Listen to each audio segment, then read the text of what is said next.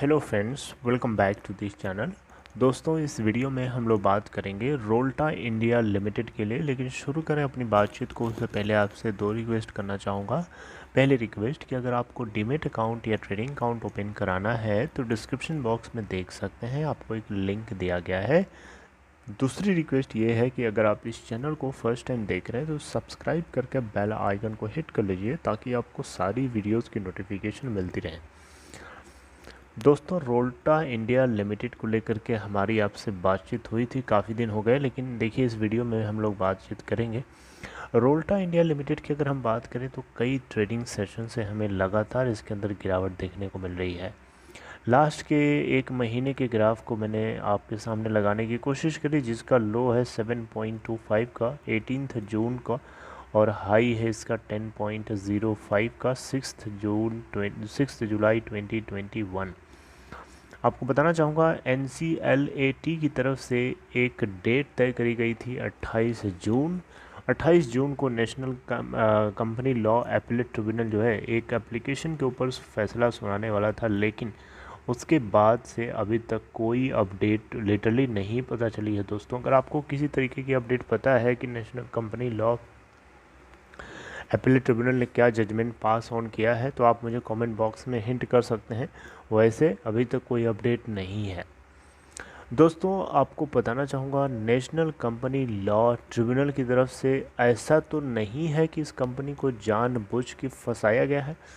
देखिए दोस्तों, आप लोगों को क्लियर कट मैं बताना चाहूँगा, जैसे रिपोर्ट्स हम लोगों को सबको पता है उसके आधार पर अगर हम देखें तो कंपनी के अंदर कहीं ना कहीं फाइनेंशियल मिसमैनेजमेंट है, जिसकी वजह से कुछ एम्प्लॉयज़ को सैलरी नहीं मिली, उन्होंने कंप्लेन किया और नेशनल कंपनी लॉ ट्रिब्यूनल का जो पूरा सिस्टम है उसको एक मुर्गा फंस गया, यानी उसको एक मुर्गा बनाने का मौका मिला और मुर्गा बना दिया।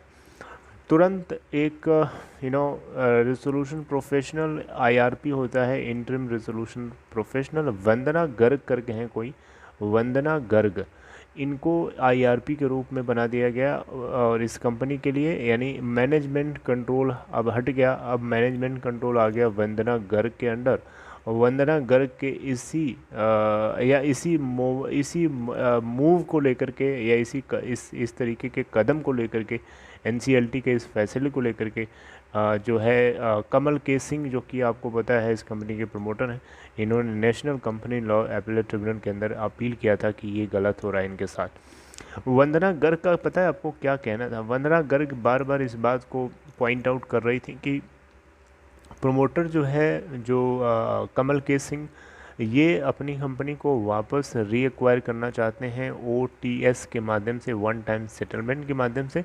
लेकिन वंदना गर्ग का मानना था, वंदना गर्ग बार बार इस बात को बोल रही थी कि इस कंपनी के खिलाफ इंसॉल्वेंसी प्रोसीडिंग्स चलाई जानी चाहिए, क्योंकि कंपनी के अंदर बहुत सारे और भी चीज़ें छुपी हुई हैं जो डिस्क्लोज नहीं करी गई हैं। तो शायद इसी बात से कमल के हसन को डर भी लग रहा हो, कमल के सिंह को डर भी लग रहा हो। लेकिन देखिए, इस कंपनी को जानबूझ के फंसाने वाली रही बात, तो मुझे नहीं लगता दोस्तों कि ऐसा हुआ होगा, क्योंकि यहाँ पे इंटरिम रेजोल्यूशन प्रोफेशनल वंदना गर्ग को अपॉइंट किया गया है इंटरिम IRP के रूप में। इसका मतलब वो जो है, हो सकता है ऐसा सोच रही हो कि अब यहाँ पे इस कंपनी के खिलाफ इन्वेस्टिगेशन कराई जाए ताकि और भी चीज़ें डिस्क्लोज हों। ये बात हो सकता है सच हो सकता है सच ना हो, क्योंकि अब इसके ऊपर जब होगा तभी पता चलेगा ना रियलिटी क्या है। लेकिन दोस्तों, आपको बताना चाहूँगा, इस कंपनी के अंदर लगातार जो हमें गिरावट देखने को मिल रही है, ये अपने आप में काफ़ी ज़्यादा डिसअपॉइंटिंग है। दोस्तों, यहाँ पे इस कंपनी के शेयर होल्डिंग पैटर्न में देखेंगे तो जून क्वार्टर का डेटा अभी तो अपलोड नहीं हुआ, लेकिन मार्च क्वार्टर में देखें तो एक अच्छी बात ये हुई थी कि प्रमोटर के जितने भी शेयर परसेंटेज थे 2.3%, उसमें से जो गिरवी था 20.66% का, वो गिरवी वाला पार्ट इनका हट गया है, यानी अब इनको शेयर्स इनके पूरे अपने हैं, किसी तरीके का फाइनेंशियल कमिटमेंट नहीं है उसके अगेंस्ट। FIIs ने अपनी होल्डिंग 0.9% से बढ़ा करके 1% कर दिया, एक अच्छी बात है। DIIs यहाँ पे 20.3% से घट करके 14% रह गए थे। पब्लिक शेयर होल्डिंग 82.8% है रोल्टा इंडिया लिमिटेड के अंदर। आप देख सकते हैं सॉफ्टवेयर बेस्ड एक कंपनी है और ये आपको पता है कि इसके अंदर कितने एम्प्लॉयज़ काम करते हैं। तो बहरहाल बातचीत तो बहुत हो जाएगी, मैंने ज़्यादा बात नहीं करनी है इसके ऊपर। जो मेन पॉइंट था वो यही था दोस्तों कि रोल्टा इंडिया को लेकर के क्या जजमेंट अभी लिया गया है national company law appellate tribunal की तरफ से, कोई अपडेट नहीं है। ऑल्दो देखते हैं क्या सिचुएशन, जब तक फैसला ना आ जाए तब तक मैं आपसे यही बोलूँगा कि अभी आप इसके अंदर एंट्री करने की ना सोचिए, क्योंकि जब तक फैसला नहीं आता तब तक हमें ये चीज़ सर्टेनली पता नहीं है कि कंपनी एनसीएलटी में रहेगी या एनसीएलटी से बाहर रहेगी। एनसीएलटी में होने का मतलब बहुत ख़तरा है, एनसीएलटी में ना होने का मतलब थोड़ा सेफ़ है।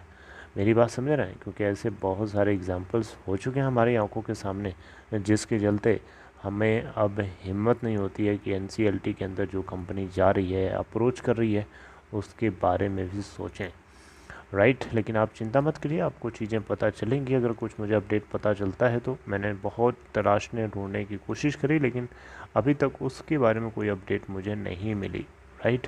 तो समराइज़ करके मैंने सारी बातें इस वीडियो के अंदर कवर करी हैं। I hope you like it. अगर आपको कंटेंट अच्छा लगा तो लाइक करके इनकरेज कर सकते हैं। अपना ख्याल रखिए। See you next time, take care.